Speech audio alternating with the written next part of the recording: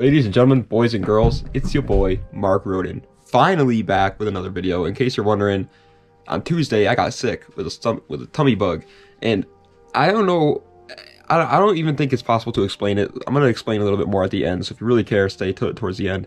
But I hate vomiting. Like, I hate throwing up more than anything you'll ever know. My two biggest fears, and everybody has fears, so don't make fun of me, okay? But my two biggest fears are throwing up and airplanes.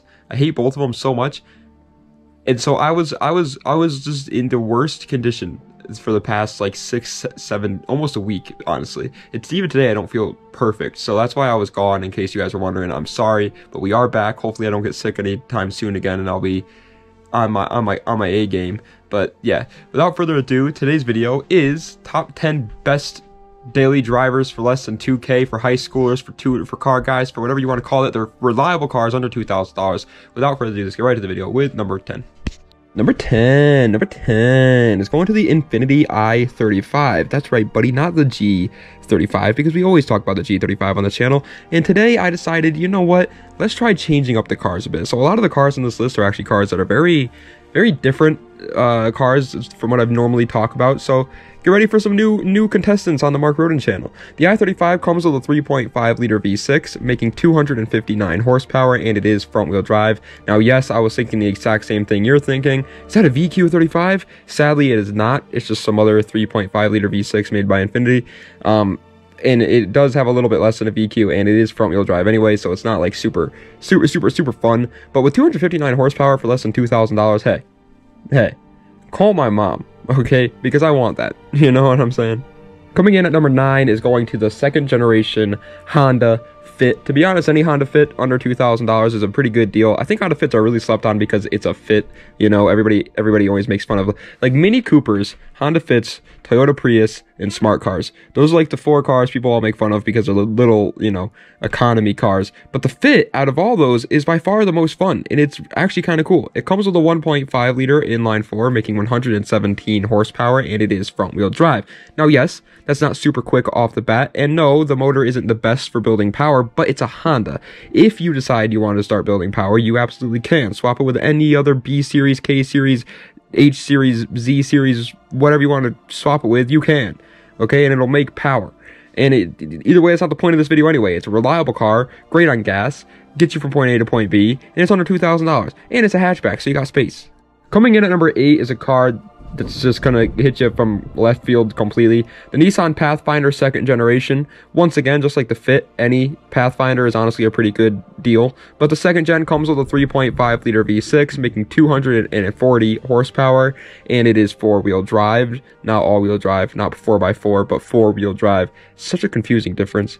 The Pathfinder, this one does come with a VQ, so if you're wondering, this is a VQ 35. But it's not obviously going to be as good as something like a G35's VQ or a 350Z's VQ.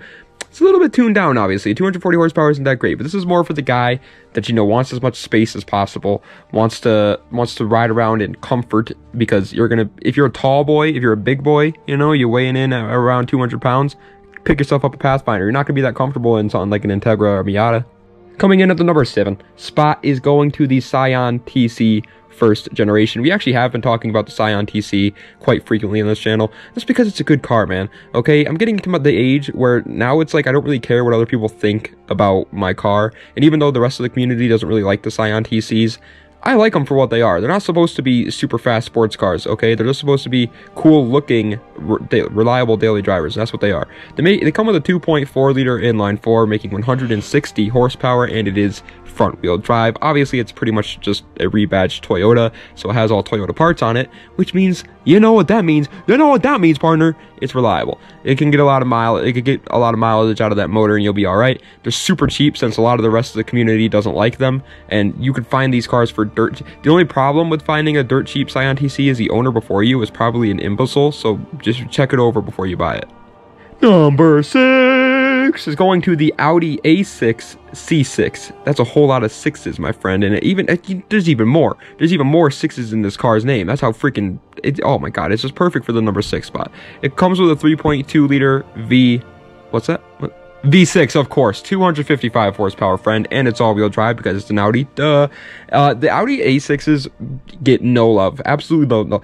Audi in general is kind of a brand that gets no love, but when they do talk about Audis, they only start to talk about the A4s or the S4s, never the A5s, never the A6, never the 7. Is there an A7? I think there's an A7, but never the A8s. And it's mind-blowing because the A6 C6 is just a more comfortable, larger A4 pretty much. It comes with the same motor, it makes a little bit more horsepower, and it's a little bit more unreliable, but who cares? It's so much more comfortable, so much more luxurious. It's awesome. Pick yourself up one. Coming in at the number 5 spot, however, is going to kind of the opposite of the Audi A6, to be honest, with the Mazda 3 first generation. Now, no, we are not talking about the Mazda Speed 3. However, it is possible to find a Speed 3 for less than 5K if it's the first gen. But I would recommend just sticking to like the base model here. It's going to be a lot less miles, better taken care of. They come with a 2-liter inline 4, making 148 horsepower, and it is front-wheel drive. Now look, your boy Marcus of the Rodent is not going to lie to you here. These are not a race car, okay? You're not going to get in this thing and everybody's going to be staring at you and be like, wow, that guy is so cool. It's not going to happen. But it's a reliable car that can be very fun. You can make it almost like a Mazda Speed 3 if you want to, and it's just like a little, it's really lightweight too. It's a hatchback, has space. It's just a little fun daily driver. And if you want to make it look cool, you absolutely can, but it's going to take a lot more work than the rest of the cars. Coming in at the number 4 spot, however, is going to the Nissan Sentra B15. Once again, this is another car where it's kind of like any generation is a good choice if it's under 2K, but I went with the B15 because I used to play Need for Speed Underground when I was a wee little lad, and so the B15 Sentra has a special place in my heart, so get over it, my friend. It comes with a 1.8-liter inline 4, making 126 horsepower, and it is front-wheel drive. Yes, the SER makes a lot more horsepower than that, but you're not finding an SER Sentra under $2,000. By the way, I just realized that I for some reason I forgot that like the list is under 2K and not 5K, so you cannot find a Speed 3 under 2K. I said that before with this Mazda 3 that you could find a Speed 3. I meant under 5K. You could find a Speed 3 under 5K, but you can't find it under 2K. Either way though, the Sentra B15, back to that car. It's really cool looking, in my opinion. It looks really nice. It's not the fastest once again, but it's a little bit faster than the Mazda 3, and it can look even better. It has tons of aftermarket support. It's really reliable. Pick yourself up one, pal. Coming in at 3rd place is going to a car that needs to make a comeback, the Volkswagen Jetta Mark IV. The Mark IV Jetta, I don't know if you guys remember this, back in like 2015, 2016, the whole stance era, the Mark IV Jetta was like everybody had one. Everybody wanted one. The Mark IV Jetta was the car. Like everybody had, and nowadays nobody talks about the Mark IV Jetta anymore. It makes no sense. It comes with a 1.8-liter turbocharged inline 4, making 150 horsepower, and it is front-wheel drive. That is the same motor that they put in the Mark IV GTIs. And if you know anything about Volkswagen, you know that the 1.8T never loses, my friend. So that motor can make some good power. Now, besides just power, it's also incredibly reliable. However, if you're gonna go for just straight up reliability, and that's all you really care about, get the diesel Jetta, the TDI, get that. Those things are bulletproof. Actually, you could drive it to the moon and back and you'll be fine. Coming in at 2nd place, however, is going to the king of reliability, Honda, with their wonderful CR-V. This is specifically the 1st or 2nd generation CR-Vs, and the reason why is because it comes with a motor that they kind of were just like, you know what, we're gonna make the best motor that we have to offer, and we're going to put it in a damn SUV. It's called a K-Series, and that is a 2-liter inline 4, making 146 horsepower, and it's 4-wheel drive, again, just like the Pathfinder. In case you don't know, the K-Series is the same motor that came in the RSX, for example, a couple of other cars that came in. I think it came in the TSX, if I'm not mistaken, and then I think it even came in one of the Civic did it come in the Civic Si, the HNSI? Could be wrong, but I'm pretty sure it came in that too. And not only are they incredible for making power if you do want to go that route, but they're incredibly reliable, pretty quick straight off the lot, and they're incredibly cheap to buy parts for, to replace, or to fix, whatever you want to do to them. They're cheap. The honorable mention for today, that's right, smelly man, I'm hitting you with a sneak attack. It is the Volkswagen New Beetle. The reason why I'm saying the New Beetle, New Beetle's like the Honda Fit, by the way. This is like another car that like gets a lot of hate for no real reason. But it comes with a 2-liter inline 4, making 115 horsepower, and it is front-wheel drive. And is it hilariously weird looking? Yes. Do you have to be a certain kind of man to drive one? Yes. Would I ever drive one? No, probably not. But if you're looking for reliability, they are very reliable cars. But however, coming in at first place, in my opinion, the best all-around reliable car for less than $2,000 is of course a Honda, but it's the Honda Accord 7th generation. Whether you get the coupe or the sedan, doesn't matter, they're both really good. And the reason why I put it at first is for a variety of reasons. A, the looks, I think they look incredible. They're simple yet nice looking. You can't go wrong with the looks. 2, the power. They come with a 3-liter V6 making 240 horsepower in their front wheel drive, and that's really good for this list. 240 horsepower under $2,000, count me in. And 3 is the reliability. Obviously, it's reliable. It's a freaking Honda. Every Honda ever made is reliable.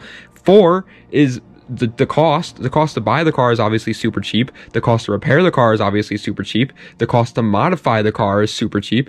Everything about the car is super cheap. It gets good gas mileage. There's quite literally nothing wrong with buying yourself a Honda Accord, and the 7th gen happens to sit right under $2,000. That, my friends, is a good deal. But ladies and gentlemen, that is the end of today's video. I hope you enjoyed. If you did, please be sure to like, comment, and subscribe to the channel for more content just like this. For anybody that actually cares now, let me talk about it. I left a couple of like updates on the channel when it came to like the community post about like how I was feeling and stuff. But yeah, on Tuesday I got sick. I hate stuff like I genuinely can't explain to you guys how bad I hate throwing up. It is my actual all-time like #1 hated thing. I get panic attacks when I start feeling a stomach ache. I tell myself, like, I was literally sitting there Tuesday night and was like, I should go to the hospital. I should go to the hospital. Maybe they can pump my stomach. Like that's the type of, like, I freak out when I have to throw up. So I couldn't really get any work. The second day, I was literally asleep all day, all night, like, didn't move at all. The day after that, I couldn't eat a thing. I was just bad. I was in bad shape. Nowadays, I'm okay. I just had some Chipotle. See that? Boom, partner, Chipotle, so I'm okay, and so I'm back, baby, I'm back, but I don't wish this on my worst enemy. I freaking hate throwing up, man. I'm sorry that you guys had to go so long without a video. I think that's the longest I've ever made you guys wait without a video, honestly. That was like almost a week now, because I uploaded, the last time I uploaded was on Monday, and today's Monday. So yeah, almost a week, 6 days. 6 days I made you guys wait, so I'm really sorry about that. I know a lot of you guys were all like, oh, take your time, man. Don't worry, man. Like, we're fine. You know, make sure you're healthy. And I appreciate you guys saying that, but as a YouTuber, it feels like I feel guilty not doing my job, pretty much. You know what I mean? It's like, that's my job. I'm supposed to provide content for you guys. And when I don't do it, I feel bad. I feel like I'm not doing what I'm supposed to do. My role in this huge world is to provide content for you, and I don't do my role. So that's why I was apologizing. I know you guys understand, but I was just apologizing because I felt bad. But either way, thank you guys so much for watching. I appreciate it. Thank you guys for being so patient. I'm so sorry that happened. Trust me, if I had, someone's calling my phone, if I could choose not to have that happen, I obviously would have. I hate it. If I was throwing up on an airplane, I'd probably just, I'd just jump off. I'd jump off the airplane. Like, those are my 2 biggest fears, okay? I'm gonna stop wasting your time now. You guys understand the idea here. Thank you guys so much for watching, though. Das Vidania. Have a nice night.